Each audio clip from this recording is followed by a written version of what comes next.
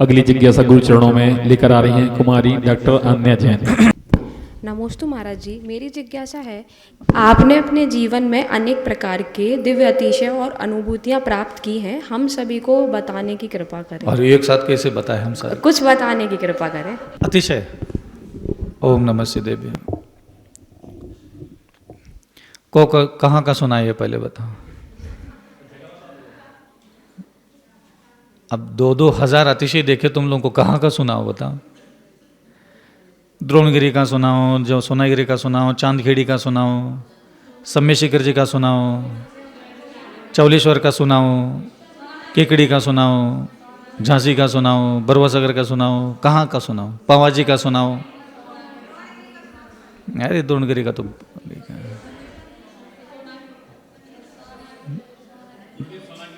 सम्य शिखर जी का सुना देते हैं।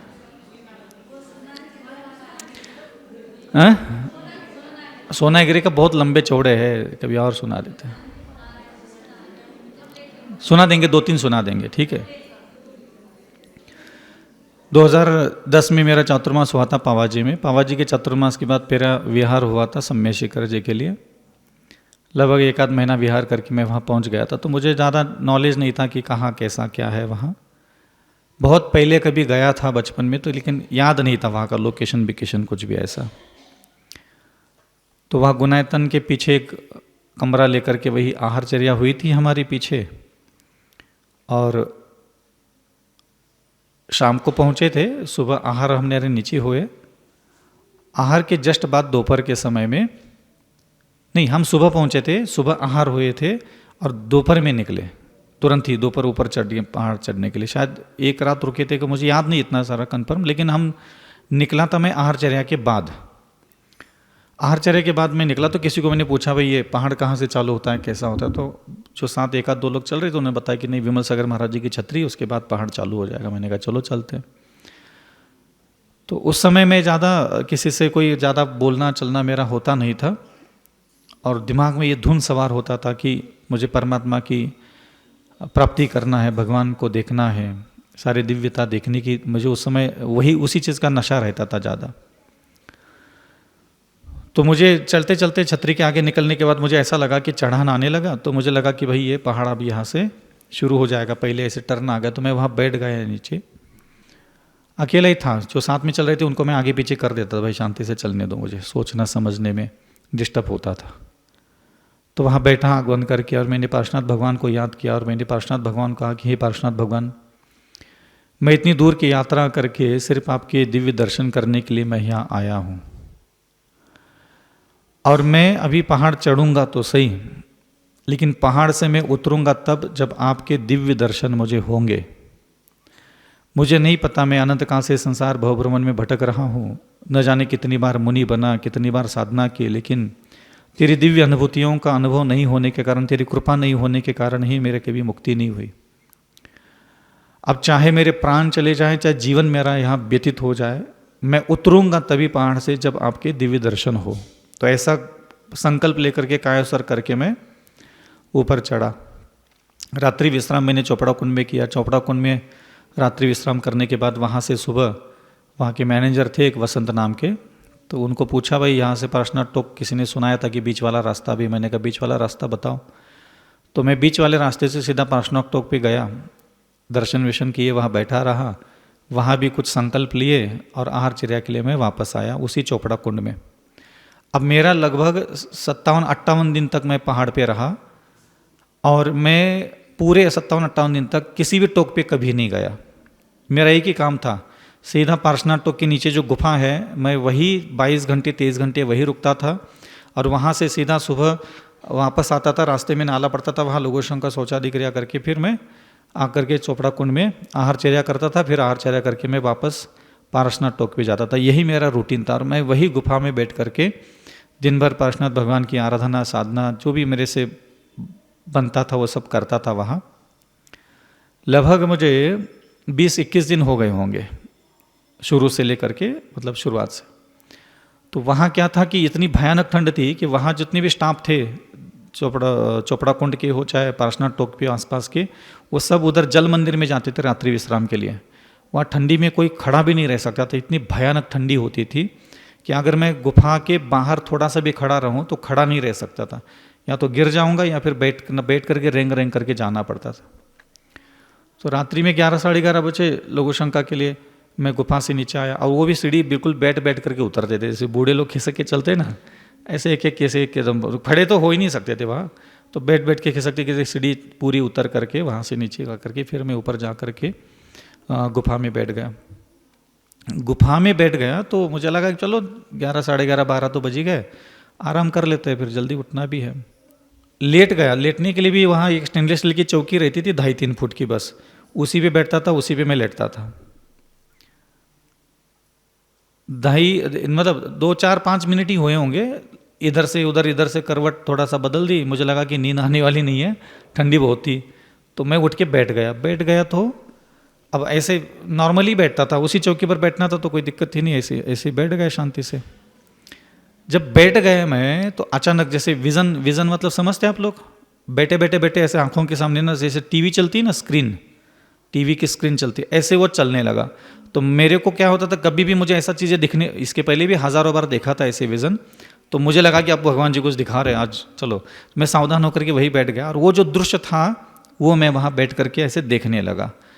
तो मैंने ये देखा, बैठा ही हूँ मैं, लेटा हुआ नहीं था, बैठा ही था मैं वहाँ पाटे पे, और मैं होश में था, मतलब आंख बंद करके ऐसे शांति से बैठा था, और वो मेरे आंखें बंद थी और वो सब चित्र दिखने लगी। मेरे चित्र में ये दिख रहा था, मैंने ये देखा कि मैं पार्श्वनाथ टोक की जो ऊपर सीढ़ी चढ़ करके आते हैं अपन, और अंदर दरवाजा है ऊपर चरण पादुका के पास जाने का, तो वो उसके दरवाजा और वो सीढ़ी के बीच में जो गैप होता है ना, जैसे ये दरवाजा है, उसके बीच में छज्जा है और फिर सीढ़ी ऐसी लगती है, तो मैं यहाँ खड़ा हूँ पार्श्वनाथ के ऊपर के दरवाजे के बाहर खड़ा हूँ मैं यहाँ, और मैंने आसमान की तरफ देखा, मेरे हाथ में पीछे और कमंडल है, और मैंने आसमान में ये देखा कि जितना क्षितिज जानते हो क्या होता है, जहाँ जहाँ आसमान धरती को टिका सा लगता है ना, आप जैसे घर के छत पे चले जाओ तो आसमान कहीं ना कहीं धरती को टिका हुआ सा लगता है, उसको क्षितिज बोलते हैं।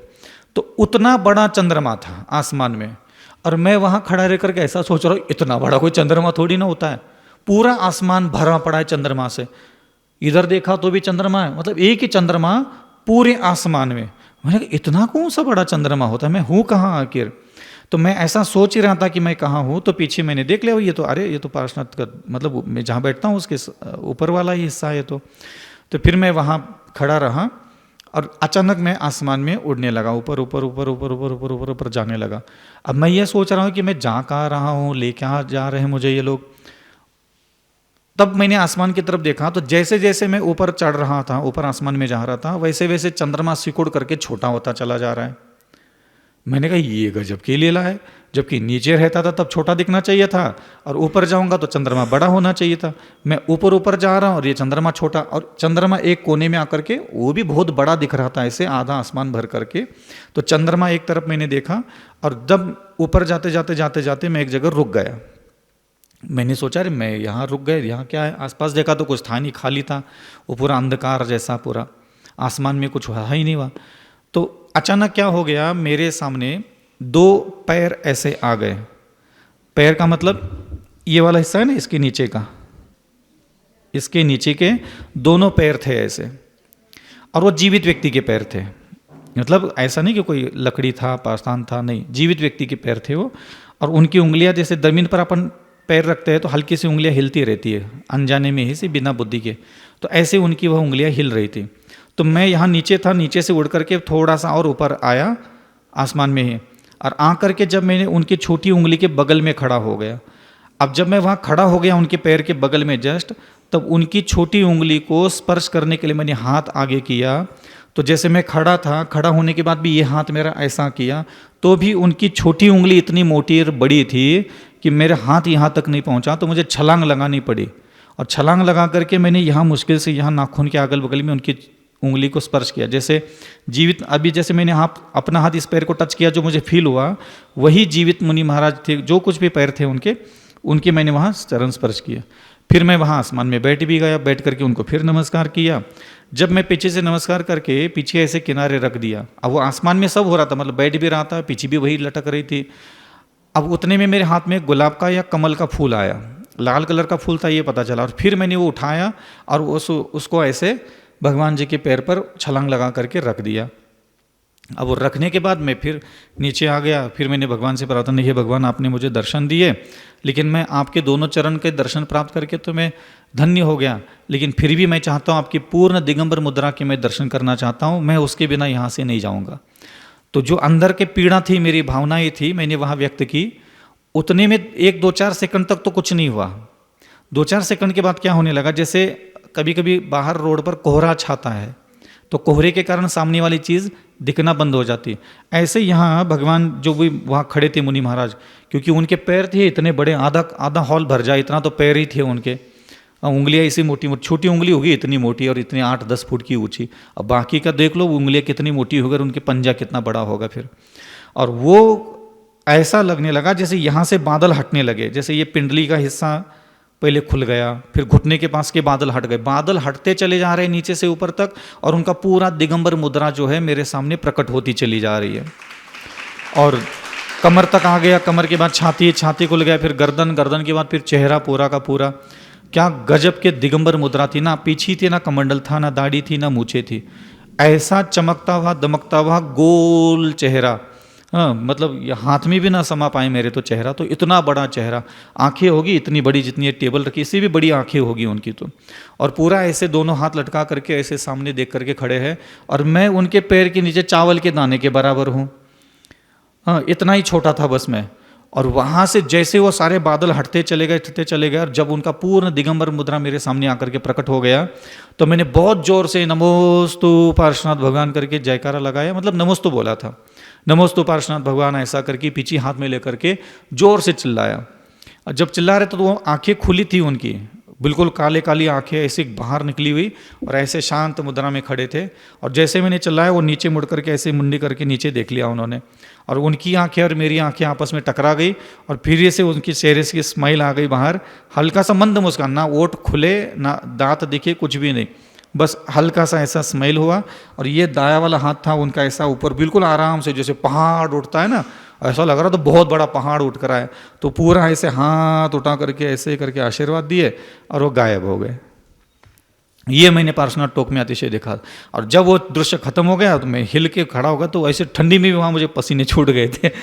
और जो साष्टांग नमस्कार किया, नीचे की गुफा में चरण पादुका थे, आधा 1 घंटा तक वहाँ लेटा रहा। भगवान धन्य हो गया सारा, मेरी साधना करना, मुनि बनना, मेरी तपस्या करना, तुझसे प्रेम करना, आज तूने मेरी आवाज़ सुनी। और इस पूरे ब्रह्मांड की सर्वशक्तिमान स्थान जो पार्श्वनाथ टोक है, साक्षात तेरी मोक्ष स्थली है। तो तू मेरी साधना को, मेरे व्यक्तित्व को तूने यहाँ अगर स्वीकार किया है, तो संसार में अब मुझे किसी चीज़ की कोई उम्मीद नहीं। मुझे सुख मिले, दुख मिले, यातना मिले, जो भी मेरे भाग्य का होगा, अब मैं उसको समता के साथ, शांति के साथ सहन करूँगा। अब मेरे जीवन की सारी मुनि बनने की क्रियाएं पूर्ण हो गई। उस समय मुझे जीवन में पहली बार, क्योंकि उसके पहले भी मैंने हजारों बार अतिशय देखे होंगे, लेकिन उस स्थान पर जहाँ मैंने पूरा आधा जीवन जिसको प्रेम किया, जिसका आधा जीवन मैंने साधना की इंतज़ार किया, और वहाँ उन्होंने मुझे स्वीकार किया, अब चाहे कैसा क्यों भी ना हो। लेकिन वहाँ पहुँचने के बाद, और पार्श्वनाथ टोक जैसी महाशक्तिशाली जगह पर बैठ करके जो भी वहाँ के देवी होंगे, देवता होंगे, उन्होंने जो भी विदेश क्षेत्र के मुनि महाराज आए होंगे, मुझे नहीं पता क्या लेना देना, लेकिन मैंने ऐसे विचार, कम से कम 1000-2000 फुट तो उनकी ऊंचाई होगी शरीर की, ऐसे दिव्य मुनि महाराज के दर्शन होते कहाँ है। और ऐसे मुनि महाराज के मुझे वहाँ बहुत अद्भुत दर्शन का लाभ मिला था। और उसके अलावा भी वहाँ बहुत सारे अतिशय देखे, लेकिन मैं बता नहीं सकता उसको। बाकी फिर तो रोज अतिशय दिखने लगे वहाँ। और सुनाइए, और कहाँ कहाँ सुनाए?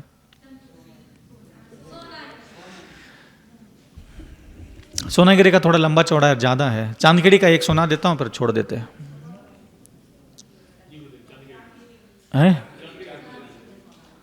क्या है? अरे ये ही है, कहीं जा थोड़ी रहे हम। पवा जी का सुना हो?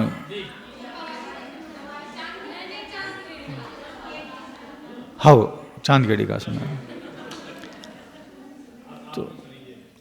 तो सम्य शिखर से विहार करके हम वापस आ गए। सोनागिरी चातुर्मास किया। सोनागिरी चातुर्मास के बाद लगा कि अपन गर्मी के दिन थे, तो चलते अपन राजस्थान की गर्मी खाने के लिए। उस समय मैं ज़्यादातर गर्मी के दिनों में धूप में बैठता था, आदत थी। ज़्यादा से ज़्यादा जहाँ गर्म पत्थर होगा, ज़्यादा से ज़्यादा धूप होगी पहाड़ की चोटी, और वहीं जा करके बैठता था 12 से 5 बजे तक धूप में सूरज की तरफ मुँह करके। तो ठंडी खत्म होने के बाद ऐसा विचार बनाया कि अपन चलते चांदखेड़ी, मतलब चांदखेड़ी का नाम नहीं था लेकिन राजस्थान चलते हैं, चलो राजस्थान की गर्मियाँ खा लेते हैं। तो निकला वहाँ से पिछोर विछोर होते हुए एक बामोर कला है खनियादाना के आसपास, तो वहाँ पहुँच गया। थोड़ा तबीयत खराब हो गई थी, तो लगभग मैं 1.5-2 महीने वहाँ रुकना पड़ा स्वास्थ्य खराब होने के कारण। तो वहाँ निकलने के बाद वहाँ से बिहार करके मैं पहुँच गया। बामोर कला का भी बहुत सारे अतिशय, कभी वो बाद में बताऊँगा। हाँ, क्योंकि मुझे ऐसा लगता है कि मेरे जीवन में 20 किलोमीटर का भी ऐसा रास्ता मैंने कभी तय नहीं किया होगा जहाँ पार्श्वनाथ भगवान ने दिव्य अतिशय, बहुत अद्भुत अलौकिक अतिशय कभी दिखाए ना हो। तो वहाँ से विहार करके मैं पहुँच गया चांदखेड़ी। चांदखेड़ी में चातुर्मास के लगभग 8-10 दिन पहले मैं पहुँच गया था। पैर में पूरे छाले थे, तो वो चलना उठना बैठना कहीं होता नहीं था। एक बार कमरे में बैठ गए, सो वही बैठ गए, बस आहार चर्या के लिए बाहर आता था ना। अभी मैं भोरे में गया था, एक आध बार कभी विहार करके आया था, तब उस दिन मैं भोरे में जा पाया था, लेकिन उसके बाद मैं भोरे में भी नहीं गया होगा। तो ऊपर 3री मंजिल पर रुकता था मैं, वहाँ एकांत स्थान संतशाला, जस्ट आदिनाथ भगवान के पीछे एक बिल्डिंग है, उसके ऊपर 3री मंजिल में एक हॉल में। चातुर्मास की स्थापना हो गई तो फिर थोड़ा पैर ठीक हो गए, तो नीचे जाकर के दर्शन वगैरह करने लग जाते थे। बाकी उस क्षेत्र का मैंने कभी कोई जानकारी नहीं थी, पहली बार ही गया था। और उस समय मुझे हिंदी बोलना भी इतनी आती नहीं थी, मैं ज़्यादा वार्तालाप नहीं होता था मेरा किसी से, तो वहाँ भी लोकल के लोगों से मेरा कोई लेना देना नहीं था ज़्यादा। चातुर्मास के 8-10 दिन के बाद क्या हुआ, मैं मेरे कमरे में बैठा था और रात्रि के 11:30-12 बज गए होंगे, क्योंकि मेरा नींद का समय वही होता था। तो मैं ध्यान से उठ करके बाहर शुद्धि करके वापस आया, थोड़ा 10 मिनट वहाँ बाहर भी बैठा था हवा खाने के लिए। तो वहाँ से आकर के अंदर बैठ गया, सो गया। तो सोने के बाद नींद नहीं आई, 5-10 मिनट इधर उधर करवट बदलने के बाद फिर सोचा भाई अब नींद नहीं आने वाली, बैठ जाओ। तो मैं वहाँ पाटे से ऐसे टिक करके बैठ गया। पाटे से टिक के बैठने के बाद फिर वही विज़न दिखना चालू हो गए। फिर मुझे थोड़ा सा लगा कि चलो देखते क्या दिखा रहे भगवान जी। तो थोड़ा सा ऐसे बैठे थे, तो ऐसे बैठ गए और चुपचाप बैठ गए बस। अब वो दृश्य दिखना पूरा धीरे धीरे धीरे धीरे धीरे वो टीवी जैसा दिखने लग जाता है पूरा। तो मैंने देखा कि मैं एक जगह पर खड़ा हूँ। अब एक जगह पर खड़ा हूँ तो जैसे मान लो मैं यहाँ खड़ा हो गया, ठीक है। अब मैं यहाँ खड़ा हूँ और मेरे राइट हैंड में 10-20 फीट की दूरी पर एक 30-40 फुट 50-60-70 फुट चौड़ा, जैसे इतना, इससे भी दुगना चौड़ा होगा और लगभग 300-400 फीट लंबा एक बिल्डिंग है। जैसे ट्रेन के डिब्बे होते ना, ऐसे लंबी सी बिल्डिंग है। और मैं, जैसे ये बिल्डिंग यहाँ खड़ी है और मैं यहाँ खड़ा हूँ, और मैंने इस हाथ की तरफ देखा तो यहाँ ये ऐसी पूरी बिल्डिंग चालू है और वहाँ तक पूरी गई है। और हर 10-20 फुट की दूरी पर एक दरवाज़ा बना हुआ है, बड़े बड़े दरवाजे 10-15 फुट की ऊंचाई के, मतलब या तो 24 ही होगी उसमें ऐसा। और मैंने फिर लेफ्ट साइड में देखा तो एक खंडर था, बिल्डिंग टूटी फूटी पड़ी थी, वो खंडर था वहाँ। तो मैंने सोचा कि भाई पता नहीं ये क्या है, मैं सोच ही रहा हूँ, चिंतन चल ही रहा था उस समय कि क्या है क्या है। उतने में क्या हो गया, वो जो लंबी बिल्डिंग थी जो मेरे से 15-20 फीट की दूरी पर थी, और उसका पहला जो दरवाजा था वो अंदर की तरफ खुल गया दरवाज़ा। अब मैं आगे चला गया, 10-20 कदम चला और मैंने ऐसे उधर पैर करके, मतलब उधर मुड़ गया मैं जिधर दरवाज़ा था। तो दरवाजे से 5-10 फुट की दूरी पर मैं खड़ा था और ये दरवाज़ा खुला हुआ था। अंदर जाके, मतलब यहाँ से अंदर देखा तो बिल्कुल दरवाज़ा इतना बड़ा था, तो उतनी ही ऊंचाई के भगवान जी खड़गासन में वहाँ थे। तो मेरे ये बोला कि अरे ये तो भगवान जी है, यहाँ तो प्रतिमा है। ऐसा सोच करके मैं वही बैठ करके उनको नमस्तो किया, नमस्तो करके उठ के खड़ा हो गया। तो अंदर से ठीक से देखने लगा कि भगवान जी जहाँ खड़े थे जस्ट उसके बगल में, जैसे वो दूल्हा दुल्हन को बैठने के लिए सिंहासन लगता है ना, डबल सीट का, सिंगल ही होता है लेकिन डबल 2 लोग बैठ सकते हैं, ऐसे डिज़ाइन का एक पत्थर का ही वहाँ सिंहासन बना हुआ है। और जैसे इंसान का शरीर होता है, ऐसे इंसान के शरीर में एक देवी और एक देवता की पत्थर की प्रतिमा रखी है। और मैं वहाँ खड़ा रह करके ये सोच रहा हूँ, यार ये ऐसे कैसे है भगवान जी के बगल में, उनसे भी ऊंचा आसन पर यहाँ सिंहासन भी लगा है, वहाँ देवी खड़ बैठी है, वहाँ देवता बैठे, ऐसे कैसे क्षेत्रपाल को बिठा दिया यहाँ बगल में बिल्कुल चिपक करके। मैं ऐसा सोच रहा था। उतने में क्या हुआ, वो पत्थर की देवी देवता जो है ना, वो जैसे हम लोग हिलते ना भी, जैसे मैं हिलने लगा, हाथ पैर मेरे हिलने लगे, ऐसे वो जीवित मनुष्य के जैसे वो हिलने लगे। वो देवी देवता की तरफ देख करके बोलते हैं कि चलो चलते हैं स्वामी, ऐसा कुछ बोला उन्होंने। आवाज़ भी आ रही, वो बोल भी रहे और वो पाषाण के भी है। और बिल्कुल वो पैर ऐसे रख करके बैठे थे पहले, ऐसे कैसे वो पैर भी नीचे उतार दिए उस पाषाण के देवता ने भी और देवी ने भी। और मैंने ये सोच रहा हूँ यार ये हिल कैसे डुल कैसे रहे ये लोग। अब वो चलो चलो चलो, वो देवी उस देवता को बोल रही है कि चलो महाराज जी के पास चलो। अब वो देवता भी पैर उतार दिए। उतने में क्या हो गया, वो जो भगवान जी ऐसे खड़े थे उन्होंने ऐसे हाथ आगे किया अपना दायां वाला और उनको ऐसा कहा कि आप लोग रुको मैं जा रहा हूं। तो वो लोग वहीं बैठ गए। अब वो भगवान जी ने ऐसा बोला और मैं सब यहाँ से खड़े रह के सब देख ही रहा हूँ, उनकी बातें भी सुन रहा हूँ। और भगवान जी ने ऐसा बोला कि मैं जा रहा हूँ रुक जाओ। मैंने भगवान जी की तरफ देखना चालू किया तो वो वहाँ से सीधा ठक ठक ठक ठक करके बाहर आ गए वेदी से। और मैं पीछे खिसकने लगा, 2-3 कदम मैं पीछे खिसका और मैं जहाँ था पहले खड़ा वही जा करके खड़ा हो गया। फिर भगवान जी आए, इधर मुड़े और सीधा आकर के मेरे से 2-3 फुट की दूरी पर आकर खड़े हो गए। फिर उनको जो मुझे बोलना था सुनाना था वो उन्होंने सुना दिया। फिर जैसे मिलिट्री वाले लोग मुड़ते ना सीधा ऐसे खड़े खड़े पीछे, ऐसे पीछे मुड़े, फिर गए, फिर वहाँ से गए और वेदी में जा करके बैठ गए। वो मतलब खड़े हो गए और मेरे वहाँ हाथ पैर कांपने लगे। मैंने कहा ये क्या हो गया, भगवान जी को क्यों आना पड़ा आज पहली बार। तो धीरे धीरे धीरे मैं आगे निकल गया, फिर मुड़ करके धीरे से देखा तो वहाँ भगवान जी खड़े थे। अब कोई हलचल नहीं, कोई बात नहीं। उतने में जब मैं वहाँ खड़ा रहा पहले मंदिर के सामने, उतने में वो जितनी पत्थर की दीवारें थी और सबके दरवाजे पहले बंद थे, जैसे ये दरवाज़ा वो दरवाज़ा वो दरवाज़ा, ऐसे 20-25 दरवाजे होंगे वो सबके सब दरवाजे और वो पत्थर की जो दीवारें थी वो स्फटिक मणि की हो गए। और जितने उस वेदी पर खड़गासन प्रतिमाएं थी मैं वही खड़ा होकर के उसको दर्शन कर रहा हूँ। बिल्कुल झगमग झगमग जैसा ऐसा स्फटिक मणि से भी ट्रांसफर, और इतने ट्रांसफर वो स्फटिक मणि थे कि यहाँ खड़े होकर के पूरे 24 प्रतिमा स्पष्ट दिख रही मुझे। वो दर्शन कर लिए वही खड़े खड़े मैंने। और उस ये जो धरती के ऊपर बिल्डिंग थी, फिर वो मुझे धरती के नीचे, मैं वही खड़ा हूँ और वो धरती के नीचे भी एक तल्ला था, उस तल्ले के दर्शन होने लगे। मतलब ऊपर के स्फटिक मणि और 24 तो खड़ी ही है, साथ में उसके नीचे। अब ये जो 300-400 फुट लंबा जो मंदिर था उतना नीचे सिंगल हॉल था, मतलब बीच में कोई दीवार नहीं थी उसकी। और जैसे आप लोग बैठे हो ना ऐसे खचाखच भरी पड़ी हुई रत्नों की वहाँ प्रतिमा भरी पड़ी है, लाल पीली हली नीली, ऐसी पूरी रोशनियाँ तो ऐसी नहीं करी मेरी आंखें चकाचौंध मार जाए इतना। और वहाँ दीपक भी जल रहे थे। अब वो दीपक कौन जला रहा था क्या जला था मुझे नहीं पता, लेकिन दीपक वहाँ जल रहे थे, बहुत सारे दिए ऐसे। और उसमें उस रोशनी में वो पूरे जिनबिंबों के पूरे रत्नों के हरे पीले नीले स्फटिक मणि के सब भरे पड़े। कम से कम मुझे जो संख्या वहाँ सुनाई दी थी, आसमान से आवाज़ आ रही थी कि 4000 कुछ ऐसे रत्नों की वहाँ प्रतिमा। और फिर वो दर्शन हो गए और मैं ऊपर ही खड़ा हूँ, ऐसा नहीं कि मैं कहीं जा रहा हूँ।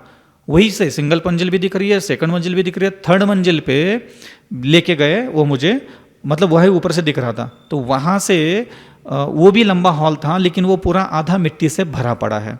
और कुछ पाषाण की प्रतिमा है जो कमर तक गर्दन तक मिट्टी भरी पड़ी है, कुछ पूरी भरी डूबी पड़ी है, कुछ टूटी पड़ी है, ऐसा वो मतलब वो पूरा नीचे का मंजिल लगता था कि ढह गया होगा निचले का मंजिल। और उतना तीनों मंजिल के उन्होंने दर्शन दिखाए और वो पहले जैसा सब हो गया, पाषाण का लकड़ी का दरवाज़ा सब। अब मुझे आर पार कुछ नहीं दिख रहा है, मैं वही खड़ा हूँ। फिर मैं 4 कदम पीछे आया जहाँ मैं पहले खड़ा था। अब बिल्डिंग यहाँ है मान लो ये पूरी, मैं वहाँ खड़ा हूँ। अब मेरे दिमाग में ये प्रश्न आ गया कि आखिर मैं हूँ कहाँ, ये है कहाँ सब। तो मैं वहाँ खड़ा था और मेरे सामने ये बिल्डिंग खड़ी है, इधर वो खंडर खड़ा है। तो मैंने क्या किया, इस गर्दन को मैंने इधर मोड़ा पीछे की तरफ, बिल्कुल ऐसे पीछे मुड़ करके देखा तो इधर मुझे कुछ भी नहीं दिखा। अब मैंने अपनी गर्दन को इधर मोड़ा, पूरा गर्दन घुमा करके कि यार पीछे क्या है देख लेते हैं। तो पीछे मुड़ करके देखा तो अभी जहाँ आदिनाथ भगवान का जिनालय है वो पूरा जिनालय जैसा का तैसा मुझे दिखा। तो मेरे मन में यहाँ आ गया, यार ये तो आदिनाथ भगवान जी का है, तो मैं यहाँ कैसे। अब जहाँ आदिनाथ भगवान का अभी का जो जिनालय दिखा वो मुझे गड्ढे में दिखा। गड्ढे में मतलब मैं ऊंचाई पे था और वो निचले स्थान पे था, मतलब मैं आदिनाथ भगवान के शिखर से भी ऊंचाई जगह पर मैं था और वहाँ से कई किलोमीटर दूर पे वो मंदिर दिखा मुझे। मैंने गर्दन सीधी की और मैंने पार्श्वनाथ भगवान को याद करके, भगवान आखिर मैं हूँ कहाँ।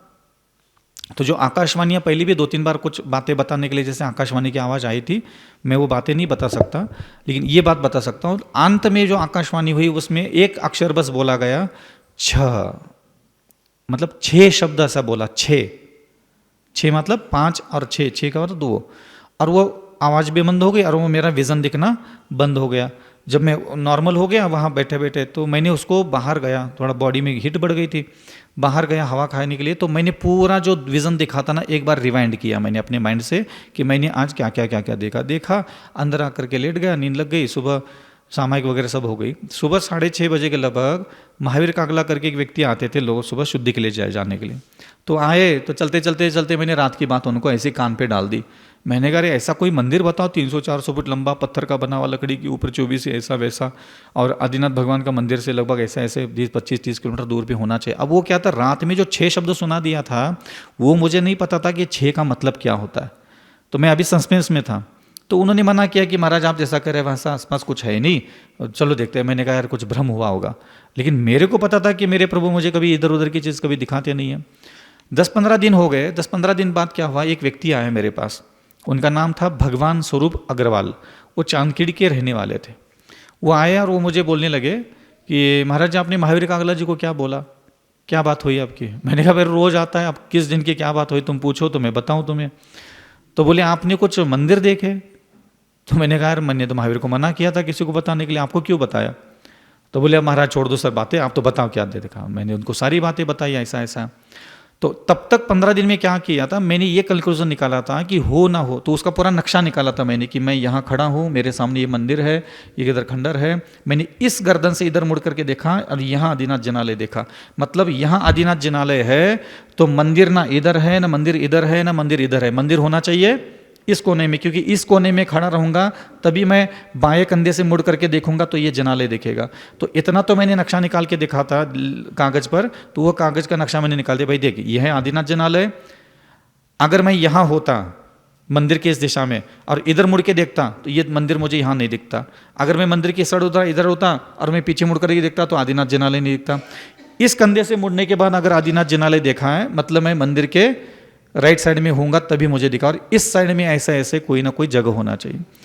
तो उन्होंने मुझे अपनी बात बताना चालू की कि महाराज जी अब आप पूरी बात सुन लेना हमारी। बोले हम लोग वैसे तो कोठा पत्थर का और रामगंज मंडी में अनाज मंडी का काम करते हैं, लेकिन पिछले 5-6 साल से क्या हुआ कि हम लोगों का ऐसा मन हुआ कि यहाँ अपन एक खदान इधर भी ले लेते हैं। तो ऐसा सोच करके हमने चांदखेड़ी से कवई रोड जो है छाबड़ा जाते हैं, छाबड़ा से गुना तक आने का जो रोड है, उस रोड पर यहाँ से कुछ किलोमीटर दूर पर हमने एक 2-4 एकड़ ज़मीन ली थी। हमने सोचा चलो उसमें खदान चालू करते हैं, लेकिन उसमें खदान विदान कुछ चालू नहीं हो पाई। तो हमारे पास पीछे से आदिवासी लोग आने लगे कि भाई साहब हमें 10,000 ले लो, 5,000 ले लो, 20,000 ले लो, ये हमारे 2 बीघा ज़मीन 3 बीघा ज़मीन। ऐसा करते करते करते पिछले 4 साल में हमने वहाँ 600 बीघा ज़मीन खरीद ली।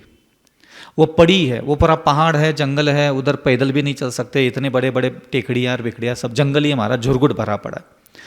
आपने जब महावीर कागला को बोला और महावीर कागला ने आकर के मुझे बोला, तब मेरी इच्छा हुई कि मैं आपको सारी बात बताऊं।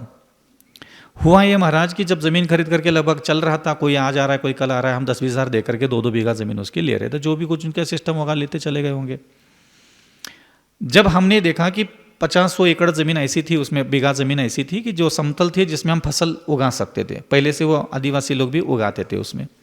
तो हमने उसमें ट्रैक्टर विक्टर लगाना चालू किया। तो एक दिन ट्रैक्टर एक पत्थर के नीचे फंस गया, पीछे का फाल। तो बोले रात भर धक्का मारे तो निकला नहीं। सुबह ड्राइवर को एक सपना आया, सपने में एक दाढ़ी वाले, सफ़ेद दाढ़ी वाला कोई देवता होगा, सफ़ेद धोती पहन करके सफ़ेद दाढ़ी वाला, उसने बोला कि दोबारा इधर आना नहीं कोई भी, और बढ़िया मुकुट विकुट लगा करके खड़े थे वो। तो वो ट्रैक्टर छोड़ करके वहाँ से भाग गया, मेरे को आकर के बोला। तो हम लोगों ने ये सोचा कि ये गौंड बब्बा वगैरह वहाँ प्रत्येक आदिवासी के मेड़ पर अलग अलग देवता भरे पड़े थे, कछु हो रहा होगा। जब खेत जुताई हो गए, सब कुछ हो गया, तो हमने सोचा 1-2 महीने के बाद ये बोरिंग करना है, फसल उगाना है, तो बोरिंग के लिए पानी चाहिए। तो वहाँ से एक नाला बहता है, नाले के बगल में हमने बोरिंग करना चालू कर दी। तो बोरिंग वाले ने भी 1-2 घंटे के बाद फ़ोन करके, भाई साहब हम यहाँ से मशीन हटा रहे हैं, हमारे यहाँ काम नहीं हो रहा है। तो बोले क्यों? तो उसने फ़ोन पे मुझे बताया 1 पाइप, 2 पाइप, 3 पाइप, 4 पाइप, बोले हम लोग प्रेशर भी नहीं दे पा रहे हैं। बोले ऐसा लग रहा है जैसे नीचे गड्ढे के गड्ढे खोदे पड़े, खाली कुछ है ही नहीं, ना मिट्टी है ना कोई पत्थर है ना कुछ है, 60 सीधा नीचे उतर रहे जैसे कोई हवा में संबल उतारता है। तो बोले भाई साहब यहाँ तो हमारी मशीन ही धंस जाएगी पूरी। तो बोले हम तो यहाँ से मशीन नहीं लगा रहे, आप बताओ दूसरी जगह कहीं। तो वहाँ से मशीन हट गई, दूसरी जगह लग गई और वहाँ पानी हो गया। पानी लग गया, सब कुछ हो गया, फसल हो गई। फसल काटने के लिए दीपावली की दूज के बाद गए होंगे मजदूर। अभी कोई फसल विसल कटती है दीपावली के बाद, मुझे नहीं पता क्या होता है। तो वो बोले दीपावली के बाद वहाँ कुछ ऐसे मजदूर रात में सोए थे। उसमें से 1-2 मजदूर रात में ये देखा कि वो एक जगह पर ज़मीन से ऊपर रोशनी निकली है, पूरी रोशनी ज़मीन से ऊपर निकलती चली जा रही है, और उस रोशनी में एक पालकी लेकर के देवता लोग जो है घूम रहे उस रोशनी के चारों तरफ। और बोले दिगंबर साधु उसमें थे। वो 3-4 मजदूरों ने उसको देखा, देख करके वो वहाँ जाने की कोशिश की, उसमें से एक तो पागल हो गया और 2-3 लोग वहाँ तक पहुँच ही नहीं पाए, उसके बाद वो गायब हो गए सब। तो सबने ये दृश्य देखा, सुबह आकर के मुझे बताया, उसका इलाज करवाया महाराज, आज तक तो ठीक नहीं हुआ पूरा, आज भी ऐसे ही थोड़ा आधा अधूरा सा रहता है वो। एक होगा। जब हम लोग वहाँ फसल विसल आगे बढ़ने लगे तो 1 आध साल में हमने वहाँ एक टीन शेड बनाने का काम दिया था एक व्यक्ति को, गोडाउन रखने के लिए अनाज का। तो वो सिंधी व्यक्ति वहाँ काम करता था, उसको भी वही दृश्य दिखा जो उन्होंने दिखा था कि जमीन से रोशनी निकली है और 4-6 लोग 8-10 लोग ऐसे ताल मृदंग बाजे बजाते हुए वो पूरे रोशनी के चारों तरफ परिक्रमा लगा रहे। और पालकी में क्या था उसने नहीं देखा, लेकिन ये उसने भी देखा कि दिगंबर साधु उसके साथ घूम रहे पूरी रोशनी में। अब वो उसने देखा तो वो भी बावला हो गया और वो भी काम छोड़ करके सुबह आकर के बोले मेरे घर में आकर के उसने सुनाया। तो मुझे ऐसा लग रहा था कि जैसे एक के बाद वहाँ हर 2-4-6 महीने में कुछ तो सामने आ रही बातें। तो मैंने कई जगह गया, कई जगह पूछा, लेकिन सब लोग वहाँ जो स्थान था वो, और वो बोरिंग की जगह एक है, रोशनी निकलने की भी जगह एक है, ट्रैक्टर फंसने की जगह भी वही थी, वो जगह अलग अलग नहीं थी, वो जगह तो एक ही थी। फिर हमने वो 3-4 एकड़ जो ज़मीन थी उसको हमने पूरा सुरक्षित रख लिया, ना उधर हम फसल करते, ना उधर हमारी कोई गाड़ी जाती है, ना घोड़ा जाता है। बोले वो जगह ही हमने ऐसी एक्स्ट्रा बाउंड्री बना करके उसको कांटे लगा करके पैक करके रखा है, उस क्षेत्र में हम कोई नहीं जाते। मैंने कहा ये तो बहुत अच्छी बात है। मैंने कहा योग संयोग, मैंने कहा एक शर्त है, क्योंकि लास्ट में जो दिव्य ध्वनि निकली थी, आकाशवाणी निकली थी, वो थी 6। मैंने कहा तुम्हारे खेत में अब वो जो मैंने मंदिर देखा है वो ज़मीन के अंदर है क्या नहीं है, ये तभी फाइनल होगा जो तुम यहाँ गेट से निकलोगे और 0 गाड़ी करके तुम वहाँ पहुँच जाना, और जहाँ तक पहुँचना जहाँ तक वो तुमने 3-4 एकड़ का मार्किंग करके रखा है, जहाँ 3-4 बार अतिशय देखे, उसको तुम देख लेना। तो वहाँ से वो गाड़ी लेके निकले। मैंने कहा मैं आहार करके आता हूँ, तब तक तुम हो के आ जाओ। तो हो के आए, वो मैं आहार करके आए तो उन्होंने कहा कि महाराज जी 5.7 मतलब 5 किलोमीटर 700 मीटर हो गया, लेकिन गाड़ी वहाँ खेत तक नहीं पहुँच पाई क्योंकि रास्ते में पानी पिलाया था खेत को। तो बोले 100-200 मीटर तो पक्का वहाँ से होगा, वो ये तो पक्का है। मैंने कहा ये तो निश्चित हो गया कि ये जगह वही है। तो ऐसे मैंने वहाँ कम से कम अभी 3 मंजिल मंदिर वहाँ ज़मीन के नीचे आज भी गड़ा हुआ है। लगभग तीनों मंजिलों में, ऊपर की मंजिलों में तो सिर्फ 24 ही पड़ी है, बीच के में 4377 ऐसा कुछ एक आंकड़ा वही से मुझे सुनाया गया था कि इतनी यहाँ जिनबिंब है। और नीचे के तो पूरा मिट गया था, तो उसका तो कुछ आता पता नहीं लगा। तो मुझे अतिशय दिखाने के लिए मन नहीं करता।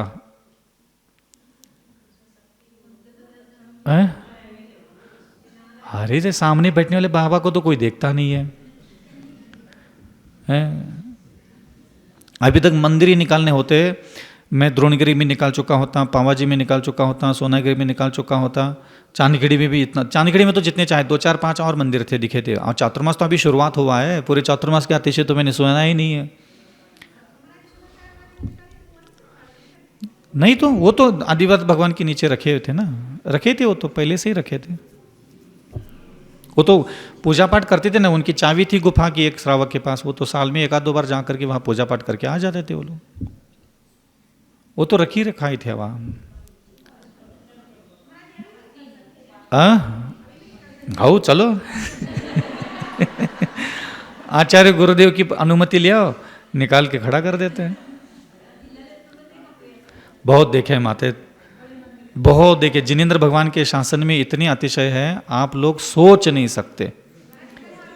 मैंने अपने जीवन में कम से कम पिछले 13-14 साल में 2-2.5-3 हजार अतिशय देखे होंगे। मुझे तो नींद ही नहीं आती बिना अतिशय देखे, मेरा तो दिन नहीं गुजरता। ऐसा लगता है कि किराए के टट्टू बन के घूम रहे हैं, भगवान आज 2 दिन से अतिशय नहीं दिखाया, मुझे दिखाना पड़ता है। अरे नहीं, हम नहीं बताते किसी को जाना है। हाँ, खूब बताते थक जाओगे। इतना है माता। हर जनबिंब, हर जनालय, कहीं भी मैं गया हूं और ऐसा नहीं है कि वहां किसी को दिव्य अनुभूतियां, मैंने तो खूब देखे, लोगों ने भी बहुत देखे हैं, लेकिन ना कभी एडवर्टाइजमेंट करना, ना कभी प्रचार प्रसार करना, ना कभी दुनिया भर की पंचायत में पढ़ना। अपना जीवन अमूल्य है, इसको जगत को प्रभावित करने के लिए नहीं आए। हमारा दिगंबर रूप सिर्फ पंच परमेष्टि को प्रभावित करने के लिए है। अगर मेरी साधना से, मेरे चरित्र से, मेरे व्यवहार से, मेरी तपस्या से मेरे प्रभु अगर प्रसन्न होते हैं तो वही तो मेरी साधना का लक्ष्य है। और निकालने की जहाँ तक बात है तो जिस दिन मुझे लगेगा कि आप लोगों को खुश करना है उस दिन निकाल लूँगा। तो आप लोगों को खुश करना, प्रसन्न करना मेरे जीवन का लक्ष्य तो है ही नहीं, क्योंकि आप लोगों को खुश करने के लिए माता पिता थक गए, पति थक गए, पत्नियाँ थक गई, बच्चे थक गए, फिर भी आप लोग कभी खुश हुए नहीं। तो हम काहे अपना जीवन इधर से उधर तहलका मचाए तुम लोगों को खुश करने के लिए समझ में आ रहा है? तो हम काहे को अपना जीवन, और एक बार अगर इन देवताओं की बात मानना चालू करेंगे तो ध्यान रखना फिर अपनी गति बिगड़ जाती है। इन चक्करों में हमारे गुरुदेव का आज्ञा था कि अविचल सागर इन चीज़ों का कभी उपयोग नहीं करना है। बस अपने जिनलिंग का अध्ययन करो, उनका स्वाध्याय करो, उनका पूजा भक्ति पर करो, उनकी आज्ञा का पालन करते करते अपना प्रसन्न हृदय करो उनका। यही जीवन का सार है, बाकी सब तो ठीक है। कितनी जल्दी मन में आता है ना, निकाल दो महाराज अब सोचो वो भगवान स्वरूप जी जो अग्रवाल जी श्रावक श्रेष्ठ, बहुत अच्छे श्रावक, बहुत अच्छा परिवार है उनका, सक्षम है बुद्धि से, ज्ञान से, चरित्र से, बहुत अच्छे लोग हैं वो पूरे 4 महीने मेरे पीछे पड़े, महाराज बस निकाल दो, चलो आप एक बार चलो पक्का निकलेगा। तो वो पहले जिन जिन लोगों के पास वो पूछने के लिए जाते थे ना कि यहाँ क्या है बताओ, ऐसा क्या दिख रहा है, तो किसी को वहां दिखता नहीं था। तो फिर मैंने उस दिन उसको कहा कि आज तुम जा करके किसी को भी पूछ के आ जाओ, वो पक्का बता देगा क्या देखा। तो वो वहां गए जहां उनका जाते थे होंगे पूछताछ करने के लिए, उनके रिश्तेदार में था कोई ऐसा बताने वाला। तो उसने पहली बार देखा कि वहां पूरे जिनबिंब खड़े, और उसने पूरी गिनती बताई जितनी मैंने उसको गिनती बताई थी। तो उस व्यक्ति ने जब बोला कि इतनी प्रतिमा वहां रखी, भाई साहब पिछली बार जब आपने देखा था तो कुछ दिखाई नहीं था वहां से। बोले इसका समय जरूर आया है निकलने का, बोले आप महाराज को बोलो निकाल दे। और हकीकत में भगवान जी तो मुझे बोल के भी गए थे, लेकिन हम उन चक्करों में नहीं पड़ते।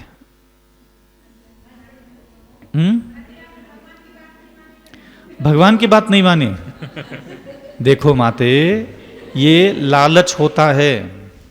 वितराग मार्ग पर जब हम आगे बढ़ते हैं तो ये संसार में लालच देने वाले लोग आते हैं, अतिशय चमत्कार, रिद्धियां सिद्धियां सब मिलती है। इस लालच में मुनि महाराज को नहीं आना चाहिए। ये संसार के काम होते हैं, जाओ निकालो, मैं आपको अनुमति दे रहा हूं, आपके हाथ से निकलेगी, जाओ निकाल दो। तो फिर उन्होंने 10 जगह जाकर के पूछा होगा, 10 जगह से उनको एक जैसे जवाब मिले, तब वो अत्यंत प्रसन्न हो गए। बोले महाराज निकलेगी तो बोले अब आपके हाथ से निकलेगी, नहीं तो ये कोई नहीं निकाल पाएगा। तो फिर चातुर्मास समापन होने के बाद एक दिन के लिए बस मैंने उसको बोला भाई एक दिन जरूर जाऊंगा और एक रात मुझे वहाँ साधना करनी है, बस मेरे पास भीड़ नहीं होना चाहिए, कोई श्रावक नहीं आना चाहिए। तो हम ऐसे अचानक निकल गए, पहुँच गए वहाँ रात्रि विश्राम, उनके जो टीन शेड वगैरह बनाया था ना उसी में जाके रुक गए। छोटा सा ऐसा आड़ बनाया था चद्दर लाल करके, तो उसी में रात्रि विश्राम किया, वहाँ जाप साधना भक्ति सब किया। और पीछे से रात में फिर वो भीड़ तो आने ही थी, तो 100-200 लोग आए। तो वहाँ कुछ लोगों को, वहाँ रात्रि के समय कुछ लोग सोए थे, उनको जरूर वहाँ के कुछ दर्शन हुए थे। एक उनके बेटे को भी हुए थे शायद, कि रत्नों की प्रतिमाएं वहाँ उनके सामने आके निकल गई थी। तब सबको विश्वास हुआ कि नहीं यहाँ बहुत बड़ा जिनालय है। और भगवान से प्रार्थना करते, भगवान जल्दी जल्दी ऊपर आ जाओ कोई और पकड़ लो जो आपको ऊपर निकाल सके और संसार को अपना दिव्य अतिशय दिखा दो। उठो, बहुत हो गया। अहिंसा परमो धर्म की जय। आचार्य श्री विद्यासागर जी महाराज की जय।